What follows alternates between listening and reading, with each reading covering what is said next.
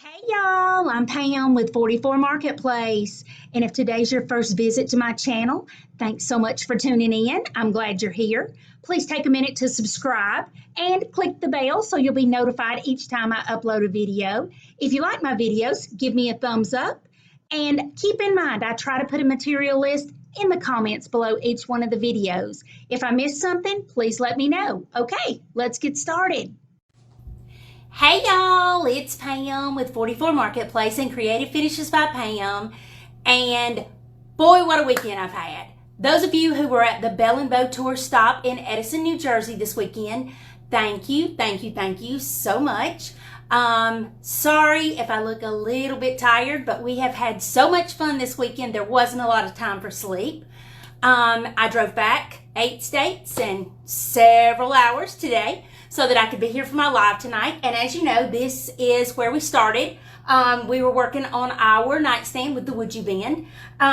So if you guys are looking for more pictures for the Bells and Bow Tour from Edison, New Jersey this weekend, we have lots more to put up.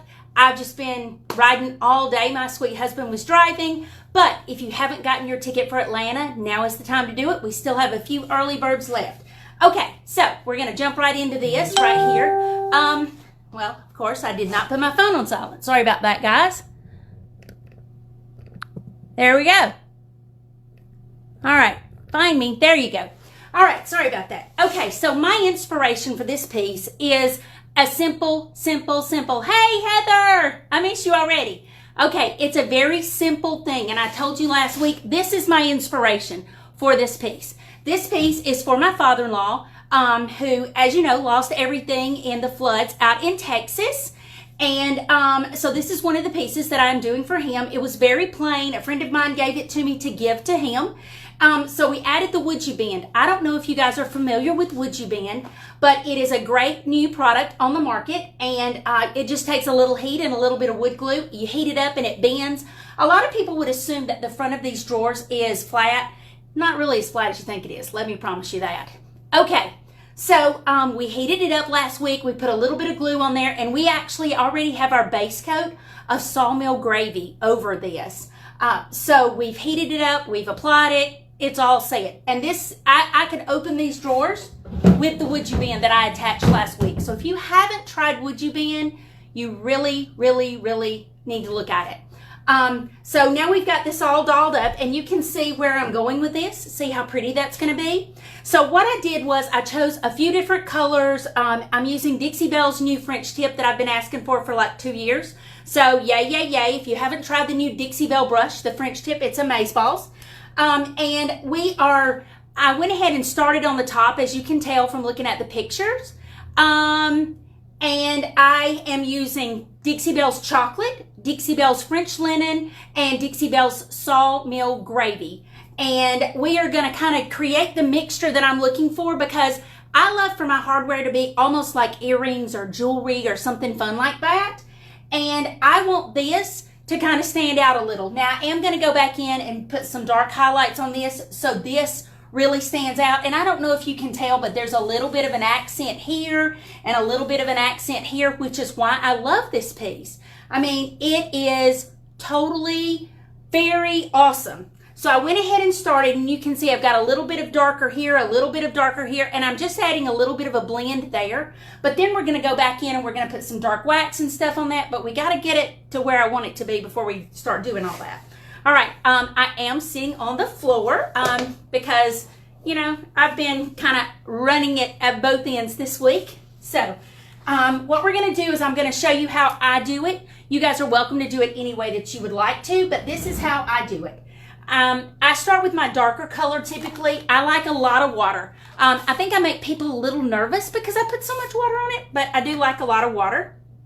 And if you're watching and you did go this weekend, please let everybody know where you're from and how much fun you had and what your favorite class was, or if you just liked them all, just let me know. And also, if you have a favorite Dixie Belle retailer, give them a shout out. Let everybody know who they are. All right, so chocolate is my darkest color. So that's what I'm going with on the rib of my piece. the hardest part of my piece, if you can see it.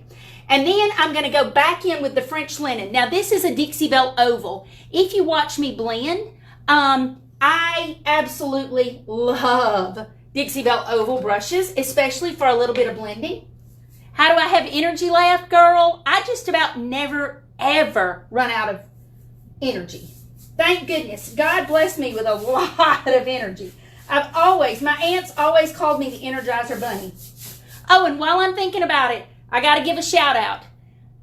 Our favorite bows in our life were there this weekend. Almost every one of us who are part of the tour. My husband, Heather's husband, Ed, Dew's husband, Ron, they were unbelievable. So I hope you guys take your hats off to the bows in our life because they were amazeballs this weekend. They loaded and unloaded trailers and put plastic sheeting on floors and covered tables and poured up paint and washed brushes. We had people there from Surf Prep Sanding who did everything that they could to help us. We had Suzanne and Terry and a couple of the other girls from Dixie Belle, Alana and Kelsey.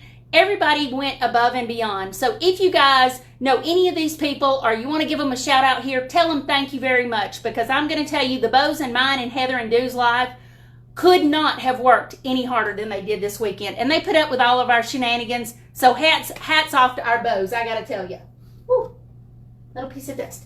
Okay, so now once we've done all of that, because I've already been monkeying with it, this is my dry brush, okay?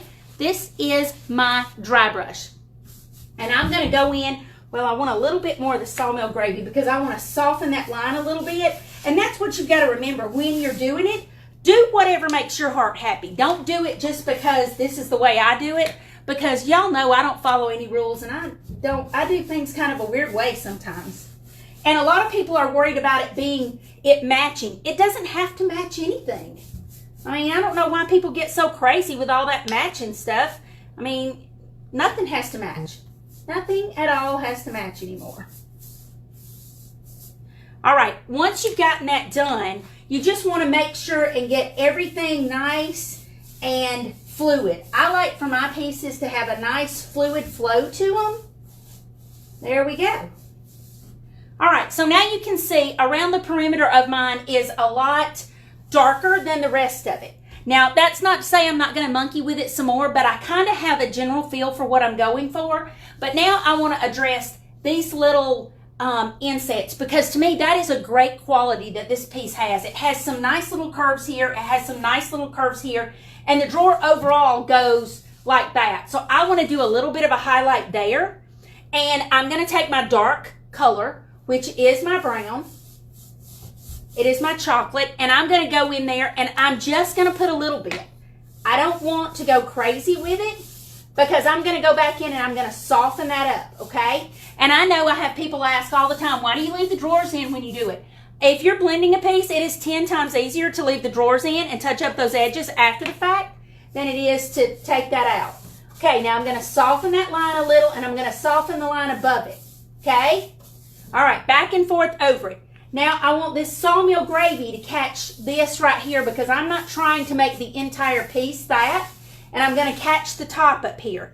Once I've done that, I've done it here and there, then I'm going to take my dry brush and I'm going to pull this all together. I'm going to melt it all together. That's what I call it.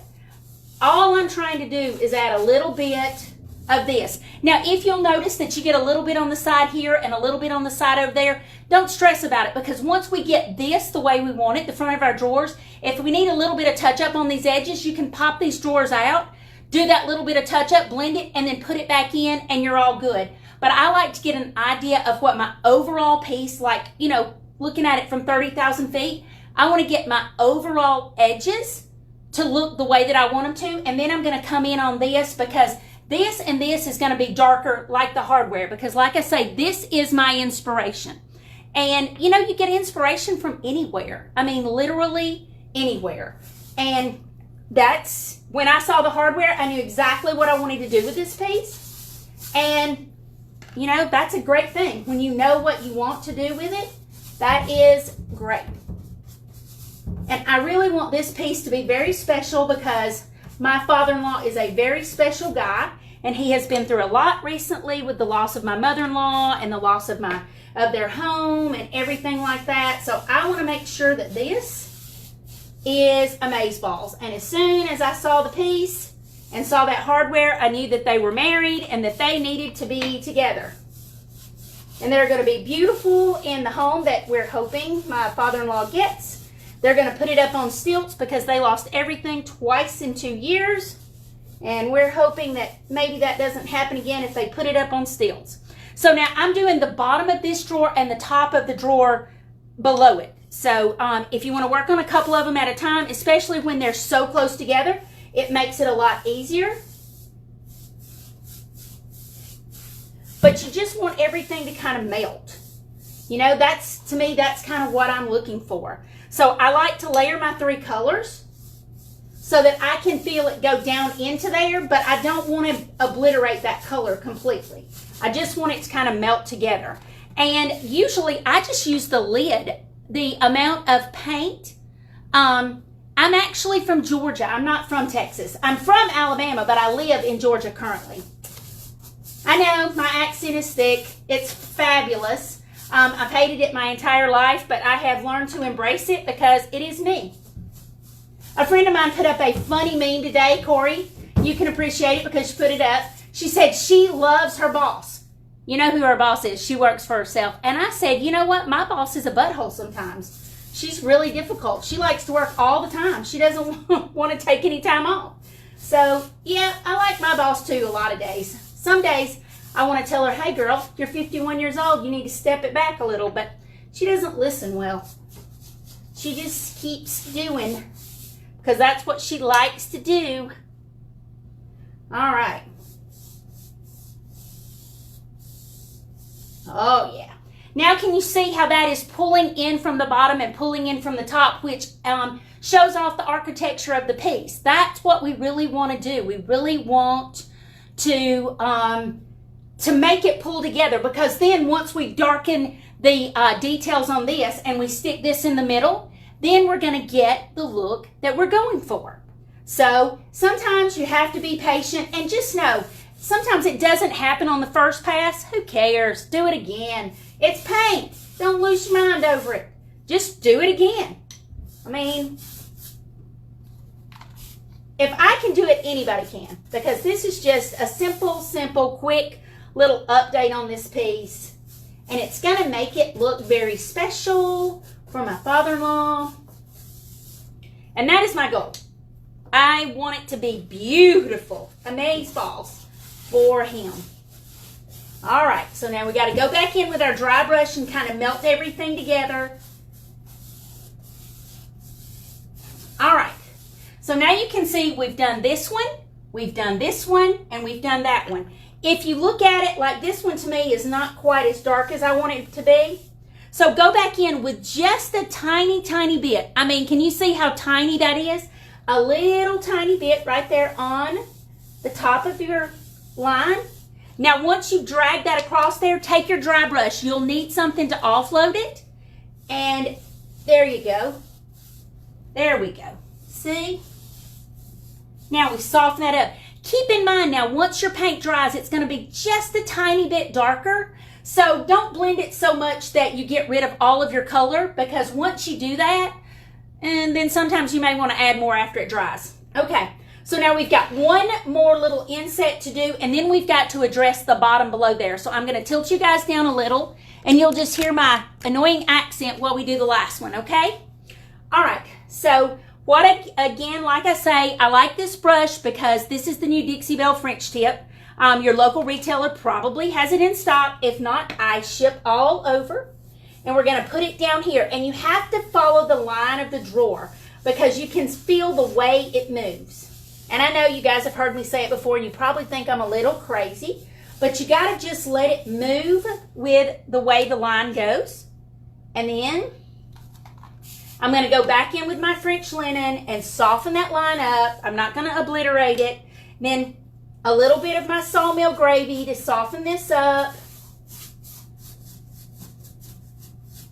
And you'll see me a lot of times I go back into the piece above, because I want to make sure those transitions are nice and soft. I don't want it to be too much. And if you notice after it dries it's too much, no biggie. Throw some more on there. Add a little water.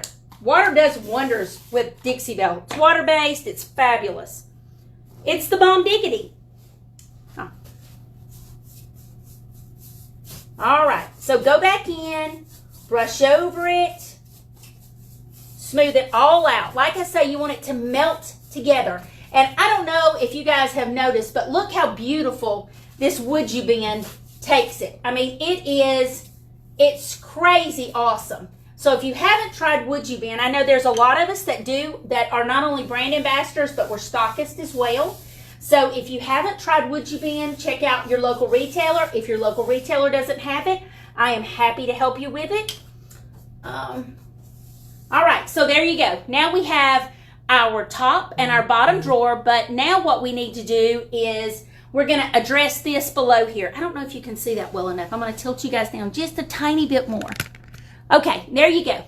All right, so now you can see that we've softened this and softened this, but now we've got this bottom. And typically when I have a little inset like that, I still like to highlight it, but I like to highlight it more with kind of a dry brush method. So what I do is I like to hold my brush perpendicular to it and just add a little bit of a line. Just a little bit of a line.